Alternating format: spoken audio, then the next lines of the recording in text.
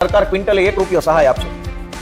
હવે 1 રૂપિયાની તો બીડી આવતી નથી. 1 રૂપિયાની સહાય કેવી હોય? બીડી લેવા જાવ, ચાર ભાઈ શિવાજી, છત્રપતિ સંભાજી, જે કઈ બીડીની આખી બ્રાન્ડો બનેલી છે, એ બીડી આવતી નથી 1 રૂપિયા. સરકારે 1 રૂપિયાની સબસિડી જાહેર કરી ડુંગળી ઉપર. ખેડૂતોના નામે ચરી ખાતી આ ભાજપની સરકાર ખેડૂતોને કંઈ દેવાનું આવે ત્યારે દેતી નથી. ખાલી ભાષણ આપે, જાહેરાત આપે, ઉપદેશ આપે, ફોટા આપે, કાર્યક્રમો આપે, પણ ખેડૂત ધૂમકેતુનો તારો હજારો વર્ષો પછી 1-2 વખત અવકાશમાં દેખાય. એટલે જે ભાગ્યશાળી પેઢી હોય એ જ ધૂમકેતુનો તારો જોઈ શકે. એમ ધૂમકેતુ જેવો તલાટી મંત્રીનો હોદ્દો થઈ ગયો છે કે નસીબદાર માણસને ગામમાં તલાટી મંત્રી જોવા મળે. પંચાયતના કેબિનેટ મંત્રી નક્કી કરે એ ગામમાં આપણે જઈએ. ગુજરાતના કોઈ પણ ગામમાં જઈએ અને ગામના ઓટલે બેઠેલા બાબલાઓને પૂછે કે ભાઈ તલાટી મંત્રી તમારા ગામમાં રહે છે, અહીંયા એનું રહેણાંક છે?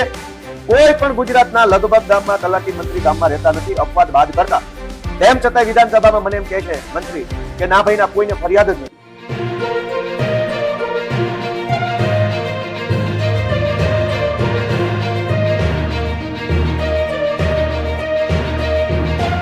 દોસ્તો, આજે 27મી ફેબ્રુઆરી વિધાનસભાના દિવસમાં મારો એક પ્રશ્ન હતો કે ખેડૂતોના મસીહા બનવાની કોશિશ પહેલા દિવસથી સરકાર કરે છે. કૃષિ મંત્રી અને આખી ભાજપની સરકાર રોજ જાગીને ખેડૂતોના નામે મોટી મોટી વાર્તા કરે છે. આજે ખેતી વિષયક મારા 2 પ્રશ્ન હતા, પ્રશ્ન નંબર 81 અને પ્રશ્ન નંબર 33. એમાં અમારા ભાવનગર જિલ્લામાં અને મારા વિસાવદર મત વિસ્તારના વડાલ અને ચોકી આજુબાજુના પંથકમાં ડુંગળીનું બહુ મોટા પ્રમાણમાં વાવેતર થાય છે. અને ભાવનગરની અંદર રાજુલા, તળાજા, મહુવા એ પંથકમાં ડુંગળીનો ખૂબ મોટું વાવેતર થાય છે. અને મહુવા તો ડુંગળીનું મોટું હબ છે. આજે મેં કૃષિ મંત્રી પોતે ભાવનગરના છે. જૂઠ બોલે કૌવા કાટે, પણ આને તો કવાય ન કાટે, નહીતર કવાય મરી જાય, કૌવાને હડકવા થઈ જાય, એટલું બધું જૂઠું બોલે છે. કાગડાને હડકવા ઉપડે. મેં એવું પૂછ્યું કે સરકારમાં ડુંગળી પકવતા ખેડૂતોને આર્થિક સહાય આપવાની યોજના અમલમાં છે? તો કૃષિ મંત્રીએ પાડી હા કે છે તો ખરી. તમે પૂછ્યું કે તો પછી કેટલા ખેડૂતોને ડુંગળીની અંદર તમે સહાય ચૂકવી? તો કે કોઈને નથી ચૂકવી. લ્યો કરો મજા. યોજના છે, અમલ નથી, દેવાનું કંઈ નથી, તો આ બજેટ ક્યાં ફળવાય છે? હમણાં ગયા વર્ષે ડુંગળી પકવતા ખેડૂતોને માવઠાનો માર લાગ્યો. અનેક ખેડૂતોની ડુંગળી પલળી ગઈ. ડુંગળી આખી ઉપાડી લીધેલી, ગોડાઉનમાં પડી હતી એમાં પણ સડી ગઈ, યાર્ડમાં પડી હતી ત્યાં સડી ગઈ, ખેતરોની અંદર પાથરા કરીને રાખ્યા હતા ત્યાં ડુંગળીનો બગાડ થયો. ખેડૂતોએ આશા વ્યક્ત કરી કે સરકાર અમને કંઈક મદદ ટેકો કરે, અને સરકારે ડુંગળી પકવતા ખેડૂતોની મશ્કરી થાય એવું એક પેકેજ જાહેર કર્યું કે સરકાર ક્વિન્ટલે 1 રૂપિયો સહાય આપશે.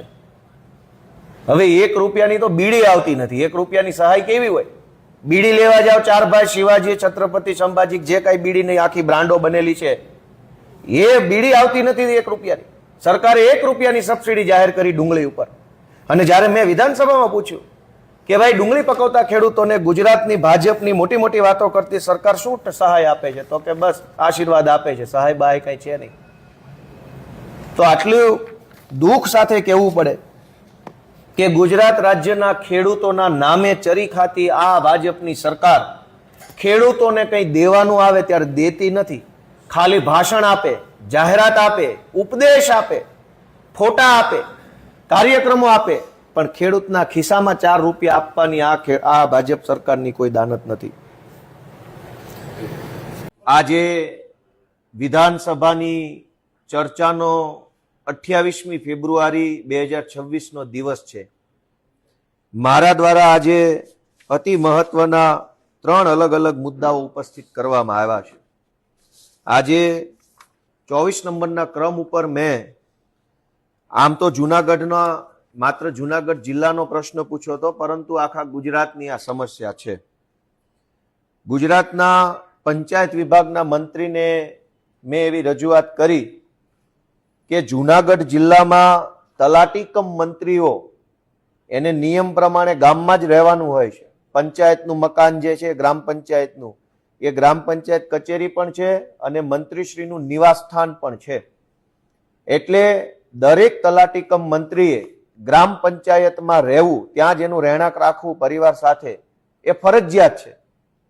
તેમ છતાં આખા ગુજરાતની અંદર કદાચ કોક અપવાદ બાદ કરતા લગભગ તલાટી કમ મંત્રીઓ ગામડાની અંદર હાજર હોતા નથી. અને જેમ પેલો ધૂમકેતુનો તારો હજારો વર્ષો પછી એક બે વખત અવકાશમાં દેખાય, એટલે જે ભાગ્યશાળી પેઢી હોય એ જ ધૂમકેતુનો તારો જોઈ શકે. એમ ધૂમકેતુ જેવો તલાટી મંત્રીનો હોદ્દો થઈ ગયો છે કે નસીબદાર માણસને જ ગામમાં તલાટી મંત્રી જોવા મળે. ખૂબ ભગવાનને પ્રાર્થનાઓ કરી હોય, પુણ્ય કાર્ય કર્યું હોય, તરસા માણસને જળ પીવડાવ્યું હોય, ભૂખ્યાને અનાજ આપ્યું હોય, કોઈ ગરીબ માણસને ટેકો કર્યો હોય, હજારો વર્ષોના પુણ્ય પાકે ત્યારે તલાટી મંત્રી તમારા ગામમાં તમને જોવા મળે. તે સિવાય ક્યાંય તલાટી મંત્રી ગામમાં જોવા મળતા નથી. પંચાયત મંત્રીએ મને આજે એવો જવાબ આપ્યો. મેં એમને પૂછ્યું, મંત્રીઓ ગામડામાં રહેતા નથી, એના કારણે ગામડાના લોકોને અત્યંત તકલીફો પડે છે. જન્મનો દાખલો, મરણનો દાખલો, લગ્નનો દાખલો, ડોમિસાઇલ સર્ટિફિકેટ કઢાવવા માટેના સોગંદનામાઓ, જમીનનું મહેસૂલ ભરવું, પંચાયતનો વેરો ભરવો, સાફ સફાઈના પ્રશ્નો, અલગ અલગ સરકારની યોજનાઓના સહી સિક્કાઓ કરાવવા, આ તમામ કામ તલાટી મંત્રી કરતા હોય છે. પણ તલાટી મંત્રી તો ગામડામાં હાજર જ નથી.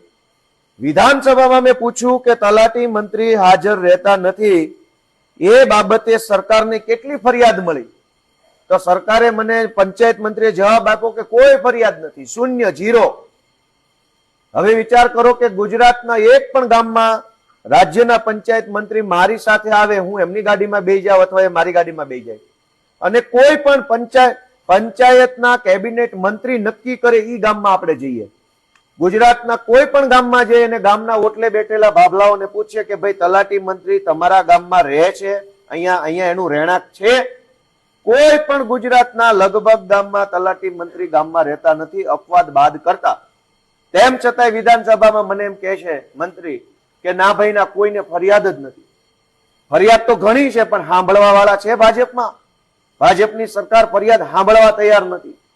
અને મારે વિસાવદર વિધાનસભામાં આમાંથી જ આંકડાનો ખેલ ખુલ્લો પડે છે. વિસાવદર વિધાનસભાના 3 તાલુકાના મળીને અંદાજિત 196 જેટલા ગામડાઓ આવેલા છે, જેમાં ગ્રામ પંચાયત છે. 196 ગામ પૈકી જુનાગઢમાં 9 ગામ, વિસાવદરમાં 25 ગામ અને ભેસાણની અંદર 8 ગામમાં તલાટી મંત્રીઓ પોતાના નિવાસ સ્થાનમાં રહે છે, એવું મને એને લખીને આપ્યું. ગામ તો 196 છે, તો જુનાગઢમાં 9, વિસાવદરમાં 25 અને ભેસાણમાં 8, એટલે કુલ મળીને 40-45 અંદાજિત આંકડો થયો. આ 40-45 ગામડામાં તલાટી ગામમાં રહે છે એવું મને લખીને આપ્યું. એનો અર્થ એવો કે 196 માંથી 40 બાદ કરો તો બાકીના તો કેટલા 150 જેટલા ગામડામાં હજુ તલાટી મંત્રી રહેતા નથી. તેમ છતાંય પાછું મને એવું લખીને આપ્યું કે ના ભાઈ ના, કોઈને ફરિયાદ નથી. આ જે કઈ ઘટનાક્રમ ચાલે છે એ બરાબર ચાલે છે. મારી ગુજરાતની જનતાને હવે તો વિનંતી છે કે જાગો. તલાટી મંત્રીને ગામમાં રહેવા માટે મકાન આપ્યા હોવા છતાંય જો ગામમાં ન રહે, અને એના કારણે લોકોએ જ્યારે તલાટી મંત્રીને ફોન કરીએ એટલે એમ કે હું તાલુકા સેન્ટરે મિટિંગમાં છું, મામલતદાર ઓફિસે, પ્રાંત ઓફિસે મિટિંગમાં છું, તાલુકા પંચાયતે છું. આખા ગુજરાતના તલાટી મંત્રીઓ જ્યારે ફોન કરો ત્યારે યા તો હું મામલતદાર ઓફિસે છું, નગરપાલિકા ઓફિસે છું, હું તાલુકા પંચાયતે બેઠો છું, પ્રાંતમાં મિટિંગ છે, જિલ્લામાં મિટિંગ છે. જ્યારે ફોન કરો ત્યારે મિટિંગ, 12 માસ મિટિંગ, રવિવારે મિટિંગ, હોળીના દિવસે મિટિંગ. અને એવું બાનું ન હોય તો એક તલાટીને 3 ગામનો ચાર્જ આપ્યો હોય એટલે તમે એક્સ નામના ગામમાંથી ફોન કરો તો એમ કે હું વાય ગામમાં છું, વાય વાળો ફોન કરે તો એમ કે હું ઝેડ ગામમાં છું. આજુબાજુમાં બાના કાઢવા સિવાય કોઈ ધંધો ચાલતો નથી. છતાંય ગુજરાતના પંચાયત મંત્રીને આ બાબતની કોઈ ચિંતા નથી. મેં આજે વિધાનસભાના માધ્યમથી આ મુદ્દો ઉપસ્થિત કરી અને જનતાની વાત સરકાર સુધી પહોંચાડવાની કોશિશ કરી છે. હવે આને વાગી જવા દઈએ. નમસ્કાર મિત્રો, આજે ગુજરાતની વિધાનસભાનો 27મી ફેબ્રુઆરી 2026નો દિવસ. આજે વિધાનસભાની અંદર કુલ મારા 3 તારાંકિત પ્રશ્નો હતા અને મારે બહુ દુઃખ સાથે જણાવવું પડે છે કે સરકારના મંત્રીઓ સમાજને જવાબ નથી આપતા, લોકોને જવાબ નથી આપતા, સોશિયલ મીડિયા ઉપર જવાબ નથી આપતા, પણ હવે તો અહીંયા પણ જવાબ આપવાનું એમણે બંધ કર્યું હોય એવું મને લાગે છે. કેટલી ગંભીર બાબત છે. આજે મારો 98 નંબરનો પ્રશ્ન છે, મારા મત વિસ્તારનો પ્રશ્ન છે, વિસાવદર અને જુનાગઢ જિલ્લા બંનેનો પ્રશ્ન છે.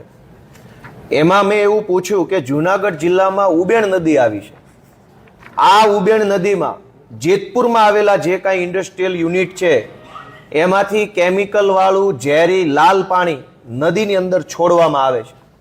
અને આ લાલ પાણીના કારણે વિસાવદર મત વિસ્તારના કેટલાક ગામડાઓ, વડાલ ચોકી આસપાસના બધા ગામડાઓ અને જુનાગઢ મત વિસ્તારના મજેવડી ને એ બધા જે ગામડાઓ આવેલા છે એ ગામડાઓના કૂવામાં, બોરમાં, જમીનની નીચેથી લાલ પાણી આવે છે, કેમિકલ વાળું ઝેરી, પીવા લાયક પણ નહીં, સિંચાઈ લાયક પણ નહીં.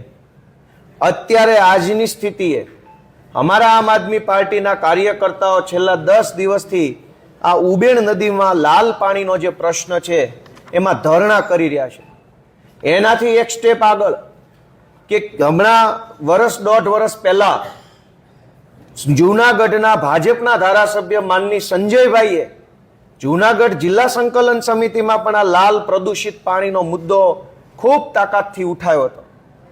ભાજપના ધારાસભ્ય એમ કહી રહ્યા છે કે ઉબેણ નદીમાં લાલ પાણી આવે છે, પ્રદૂષિત લાલ પાણી. હું એમ કહી રહ્યો છું કે ઉબેણ નદીમાં પ્રદૂષિત લાલ પાણી આવે છે. મજેવડી ગામ હોય, ચોકી ગામ હોય, વડાલ ગામ હોય, કાથરોટા ગામ હોય, ડેરવાણ હોય, ઈસાપુર હોય, અનેક ગામડા હોય એ પંથકના. તમે એક પણ ગામમાં જાઓ તો પ્રદૂષિત ઝેરી કેમિકલ વાળું લાલ પાણી કૂવામાં આવે છે, નદીઓમાં આવે છે, બોરમાં આવે છે. પણ સરકારને, ભાજપને મેં આજે પૂછ્યું કે ઉબેણ નદીમાં લાલ પાણી પ્રદૂષિત આવે છે તો બેશરમ થઈને વિધાનસભાની અંદર ના લખીને મને આપી ના. ઉબેણ નદીની અંદર તો પવિત્ર ગંગાના પાણી જેવું તાજું તેલ જેવું ચોખ્ખું ચણાક પાણી આવે છે, ડોળું પાણી નહીં, કેમિકલ વાળું પાણી નથી આવતું. આખા જુનાગઢ જિલ્લો, જેતપુર અને એ આજુબાજુનો જે વિસ્તાર છે, ભેસાણ, જેતપુર, જુનાગઢ, એના ઓછામાં ઓછા લગભગ 40 થી 45 ગામડાઓની અંદર આ પ્રદૂષિત લાલ પાણીના કારણે ખેતી બરબાદ થઈ ગઈ છે. સિંચાઈ ન મળવાના કારણે લોકોએ હિજરત કરવી પડે એટલો ભયંકર ખરાબ માહોલ આ પ્રદૂષિત લાલ પાણીના કારણે. તેમ છતાંય વિધાનસભામાં સરકારે ના પાડી કે પ્રદૂષિત લાલ પાણીનો કોઈ પ્રશ્ન જ નથી. ભાજપના ધારાસભ્ય કહી રહ્યા છે, તેમ છતાંય ભાજપની સરકાર ના પાડે છે. બીજી વાત કે મેં એમ પૂછ્યું કે આ ઉબેણ નદીમાં પ્રદૂષણ વાળું લાલ પાણીની ફરિયાદ સરકારને કેટલી મળી? તો સરકાર કે કોઈ ફરિયાદ નથી મળી. અરે લોકો ઉપવાસ ઉપર બેઠા છે, ધરણા ચાલુ છે, રેલીઓ ચાલુ છે, સોશિયલ મીડિયાની અંદર લોકો કેટલો વિરોધ કરી રહ્યા છે, પણ સરકારે મને લખીને આપ્યું કે એકેય ફરિયાદ અમને મળી નથી. આ કેટલી બધી શરમની બાબત કહેવાય કે એક બાજુ વિધાનસભાની અંદર ભાજપની આખી સરકાર વંદે માતરમના ગાન ઉપર આખું 60 મિનિટની ચર્ચા લઈ આવ્યા. વંદે માતરમ જે આપણું રાષ્ટ્રગાન છે એ રાષ્ટ્રગાનની અંદર મલયજ શીતલામ શબ્દ છે. મલયજ શીતલામ એટલે સારી હવા, સુજલામ એટલે સારું જળ, સુફલામ એટલે સારા ફળ. એક બાજુ ભાજપના દિલ્હીથી લઈ ગુજરાત સુધી બેઠેલા નેતાઓ વંદે માતરમના નામે તમાશો કરી રહ્યા છે, પણ સુજલામ ક્યાં, સારું જળ ક્યાં, સુફલામ સારા ફળ ક્યાં? જો સારું જળ નહીં તો સારું ફળ નહીં તો સારું મલયજ શીતલામ સારી હવા નહીં, સારું પાણી નહીં તો ગંદકી, અને ગંદકીમાં કમળ ખીલે ના કીચડમાં સરકાર બેઠી છે. તમારે વંદે માતરમ ગાવું છે તો નદીઓના જળ સારા હોવા જોઈએ.